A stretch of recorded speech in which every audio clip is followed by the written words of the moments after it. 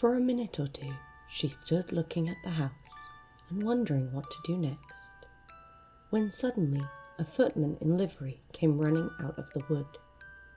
She considered him to be a footman because he was in livery. Otherwise, judging by his face only, she would have called him a fish, and rapped loudly at the door with his knuckles. It was opened by another footman in livery, with a round face and large eyes like a frog, and both footmen, Alice noticed, had powdered hair that curled all over their heads. She felt very curious to know what it was all about, and crept a little way out of the wood to listen. The fish footman began by producing from under his arm a great letter, nearly as large as himself, and this he handed over to the other, saying in a solemn tone, "For the Duchess, an invitation from the Queen to play croquet." The frog footman repeated in the same solemn tone, only changing the order of the words a little. "From the Queen, an invitation for the Duchess to play croquet." Then they both bowed low, and their curls got entangled together.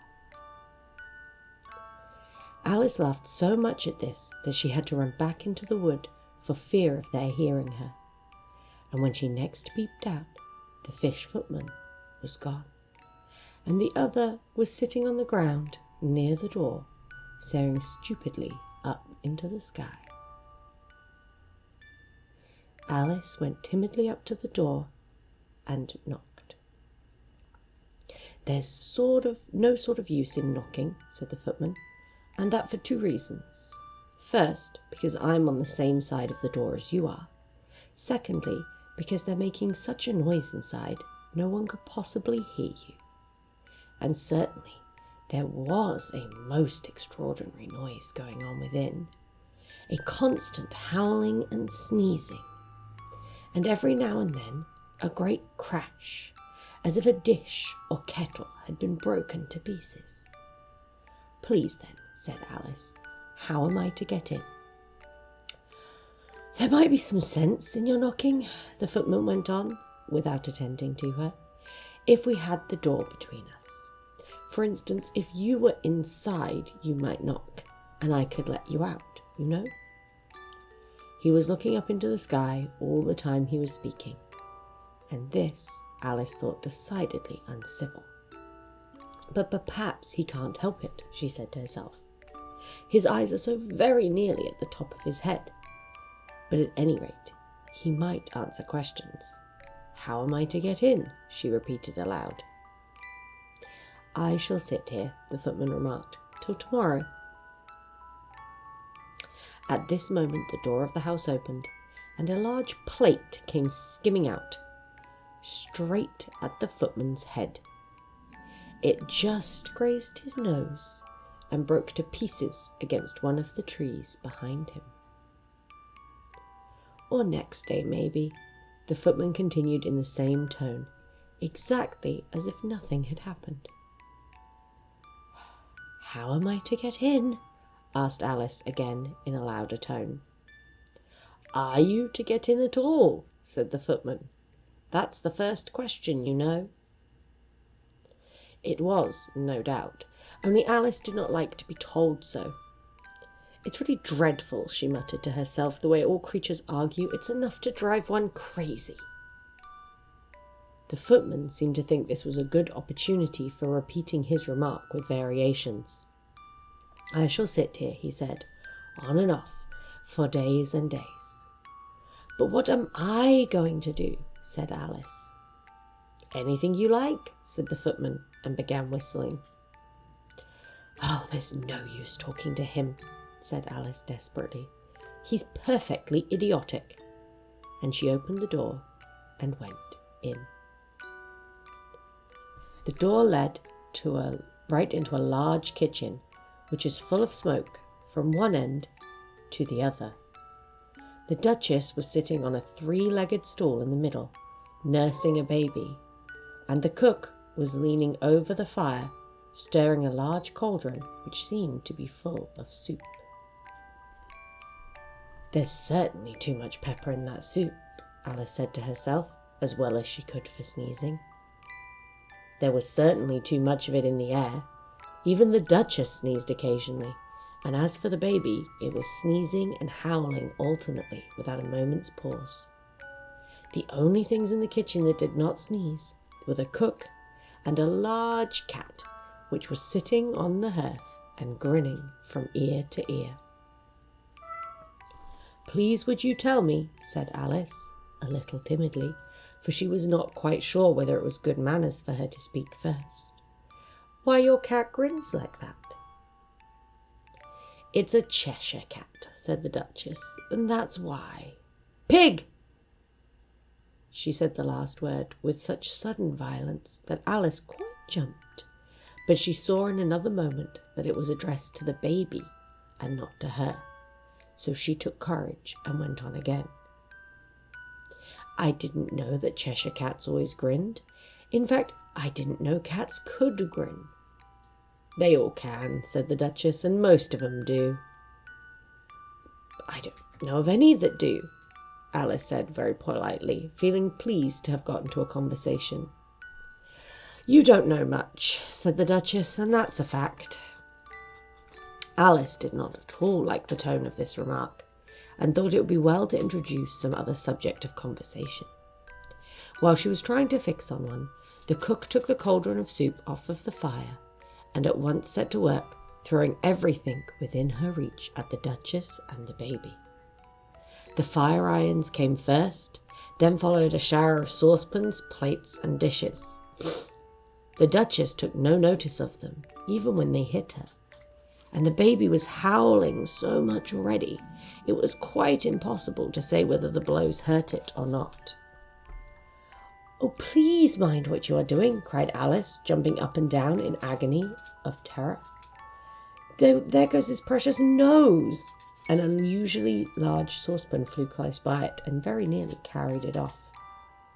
"If everyone minded their own business," said the Duchess in a hoarse growl, "the world would go round a good deal faster than it does." "Which would not be an advantage," said Alice, who felt very glad to get an opportunity of showing off a little of her knowledge. "Just think of what it would make the day and night. You see, the earth makes 24 hours to turn around on its axis." "Talking of axis," said the Duchess, "chop off her head." Alice glanced rather nervously at the cook to see if she meant to take the hint, but the cook was busily stirring the soup and seemed not to be listening, so she went on again. 24 hours, I think, or is it 12?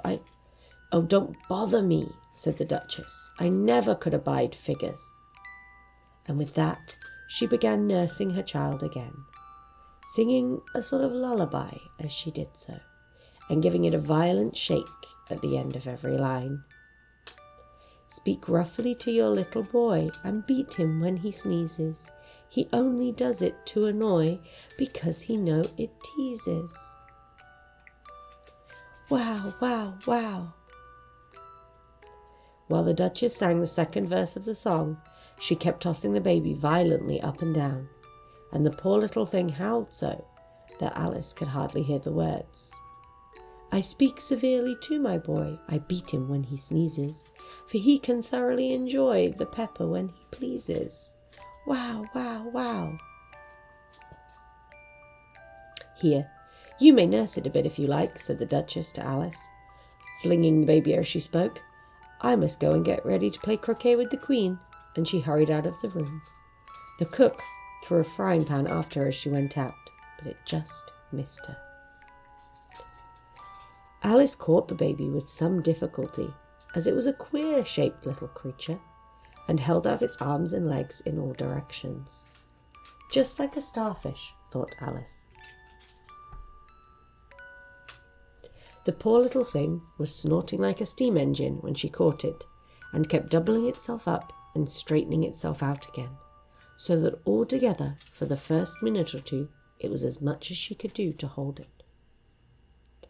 As soon as she had made out the proper way of nursing it, which was to twist it up in a sort of knot, and then keep it tight hold of its right ear and left foot so as to prevent its undoing itself.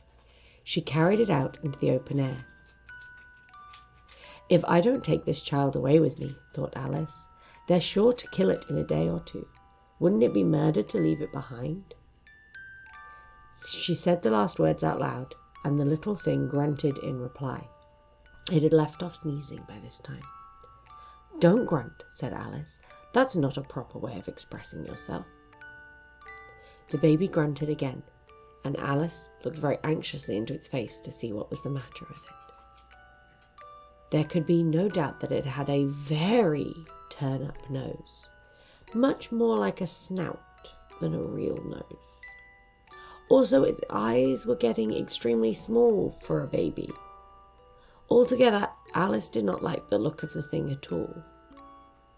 But perhaps it was only sobbing, she thought, and looked into its eyes again to see if there were any tears. No, there were no tears. "If you're going to turn into a pig, my dear," said Alice seriously, "I'll have nothing more to do with you. Mind now." The poor little thing sobbed again, or grunted. It was impossible to say which, and they went on for a while in silence. Alice was just beginning to think to herself, "Now what am I to do with this creature when I get home?" when it grunted again, so violently that she looked down into its face in some alarm. This time there could be no mistake about it. It was neither more nor less than a pig, and she felt it would have been quite absurd for her to carry it further. So she set the little creature down and felt quite relieved to see it trot away quietly into the wood. If it had grown up, she said to herself, it would have made a dreadfully ugly child. But it makes a rather handsome pig, I think. And she began thinking over a few children she knew who might do very well as pigs, and was just saying to herself, if only one knew the right way to change them, when she was a little startled by seeing the Cheshire Cat sitting on the bough of a tree a few yards off. The cat only grinned when it saw Alice. It looked good-natured, she thought. Still, it had very long claws and a great many teeth, so she felt that it ought to be treated with respect. "Cheshire Puss," she began, rather timidly, as she did not at all know whether it would like the name. However, it only grinned a little wider. "Come, it's pleased so far," thought Alice, and she went on. "Would you tell me, please, which way I ought to go from here?" "That depends a good deal on where you want to get to," said the cat. "I don't much care where," said Alice. "Then it doesn't matter which way you go," said the cat. "So long as I get somewhere," Alice added as an explanation. "Oh, you're sure to do that," said the cat, "if only you walk long enough." Alice felt that this could not be denied, so she tried another question. "What sort of people live about here?"